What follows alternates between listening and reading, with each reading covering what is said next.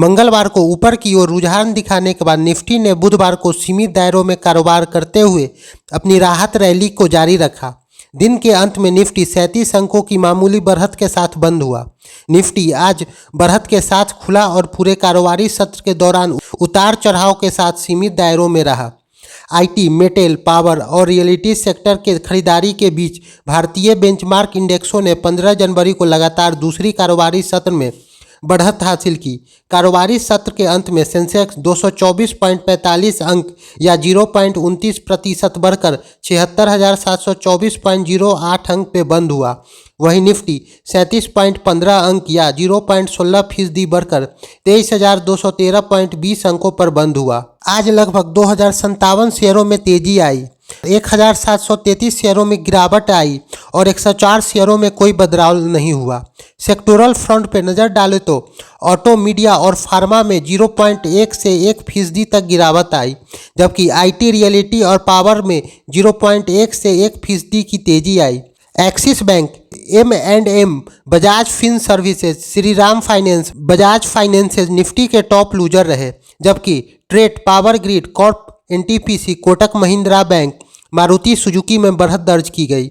BSE mid cap index सपाट रहा, जबकि स्मॉल कैप इंडेक्स में 0.3% की तेजी दर्ज की गई। LKP सिक्योरिटीज के रूपम डे का कहना है कि बाजार में दिशाहीनता की स्थिरता के कारण एक और दिन उतार चढ़ाव भरा कारोबार देखने को मिला। हालांकि शॉर्ट टर्म में बाजार में रिकवरी की संभावना है। इससे निफ्टी ऊपर की तरफ 23,400 तक जा सकता है। जबकि निफ्टी 23,000 के ऊपर रहेगा, तब तक बाजार में सकारात्मक रुख बने रहने की उम्मीद है। मौजूदा स्थिति में गिरावट पर खरीदारों की रणनीति कारगर साबित होती दिख रही है। HDFC सिक्योरिटीज के नागराज सेठी का कहना है कि मंगलवार को ऊपर की ओर उछाल देखने के बाद निफ्टी ने बुधवार को सीमित दायरों में कारोबार करते हुए अपनी राहत रैली को जारी रखा। दिन के अंत में निफ्टी 37 अंकों की मामूली बढ़त के साथ बंद हुआ। निफ्टी आज बढ़त के साथ खुला और पूरे कारोबारी सत्र के दौरान उतार चढ़ाव के साथ सीमित दायरों में रहा। डेली चार्ट पर एक स्मॉल रेड कैंडल बनी, जिसमें माइनर अपर और लोअर शैडो थी। यह बाजार की एक्टिविटी पॉजिटिव रुझान के साथ बाजार में उतार चढ़ाव बने रहने के संकेत दे रहे हैं। लोअर टॉप और बॉटम जैसे निगेटिव चार्ट पैटर्न बरकरार है और वर्तमान पुलबैक पैटर्न्स में नए लोअर टॉप के अनुरूप हो सकता है, लेकिन लोअर टॉप के रिवर्सल की पुष्टि उच्च स्तर पर होने की जरूरत है। कुल मिलाकर निफ्टी का निकट अवधि का रुझान अभी भी कमजोर है। 23,300 से 23,350 के रेजिस्टेंस लेवल के ऊपर की मजबूती चाल बाजार में उछाल को और मजबूत कर सकती है। निचले स्तर पर 23,050 पर बाजार के लिए एक बड़ा सपोर्ट है। वहीं प्रोग्रेसिव शेयर के निर्देशक आदित्य गग्गर का कहना है कि सुस्त कारोबार का सत्र 37.15 अंकों की बढ़त के साथ 23,213.20 पर पॉजिटिव रुख के साथ बंद हुआ। रियल्टीज सबसे बेहतर प्रदर्शन करने वाला सेक्टर रहा, उसके बाद आईटी और एनर्जी का नंबर रहा। मीडिया में बड़ा करेक्शन देखने को मिला। फार्मा और ऑटो में भी खराब प्रदर्शन किया। मिड और स्मॉल कैप शेयरों के फ्रंटलाइन इंडेक्स को पीछे छोड़ दिया।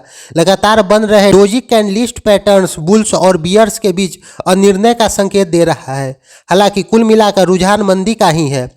निफ्टी की 23,750 के ऊपर की चाल रुख बदलने का संकेत दे सकती है, जबकि 23,050 के नीचे जाने पर निफ्टी 22,800 तक नीचे गिर सकता है। निफ्टी के लिए तत्काल सपोर्ट 23,140 पर है, वहीं रेजिस्टेंस 23,350 पर है। वहीं जियोजिट फाइनेंशियल सर्विसेज के रिसर्च हेड विनोद नायर का कहना है कि अमेरिकी बॉन्ड यील्ड में बढ़ोतरी, डॉलर में मजबूती और FII की बढ़ती बिकवाली के कारण घरेलू बाजार में उतार चढ़ाव जारी है। मार्केट दिसंबर में अमेरिकी CPI महंगाई के आंकड़ों के आने से पहले सतर्क है।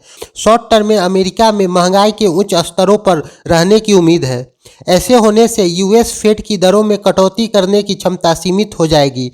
साथ ही तेल की कीमत में बढ़ोतरी और डॉलर के मजबूती से निकट भविष्य में घरेलू महंगाई के भी बढ़ने की उम्मीद है। रेलिंगर ब्रोकिंग के अजीत मिश्रा का कहना है कि बाजार में ठहराव आ रहा है, इससे रिकवरी के प्रयासों में प्रतिरोध का सामना करना पड़ रहा है। हालांकि चुनिंदा हैवीवेट स्टॉक गिरावट को सीमित कर रहे हैं। निवेशक अब बाजार की दिशा के संकेतों के लिए रिलायंस, इन्फोसिस और एक्सिस बैंक के नतीजों पर बारीकी से नज़र बनाए हुए हैं। बाजार का ओवरऑल ट्रेंड मंदी का है। निफ्टी 23,300 के ऊपर का एक निर्णायक ब्रेक है। 23,500 की ओर वापसी के कारण बन सकता है। दूसरी ओर 23,100 के नीचे की गिरावट कमजोरी के अगले चरण को ट्रिगर कर सकता है, जिससे सूचकांक 22,700 की ओर बढ़ सकता है। ट्रेडरों के रिस्क मैनेजमेंट पर फोकस करते हुए अपनी रणनीति को तय करनी चाहिए। स्पॉट और ब्रोकरेज फर्म की ओर से दिए जाने वाले विचार हैं। यहाँ यह बताना जरूरी है कि अगर आप कोई निवेश निर्णय लेना चाहते हैं तो इससे पहले सर्टिफाइड एक्सपर्ट की सलाह जरूर लें।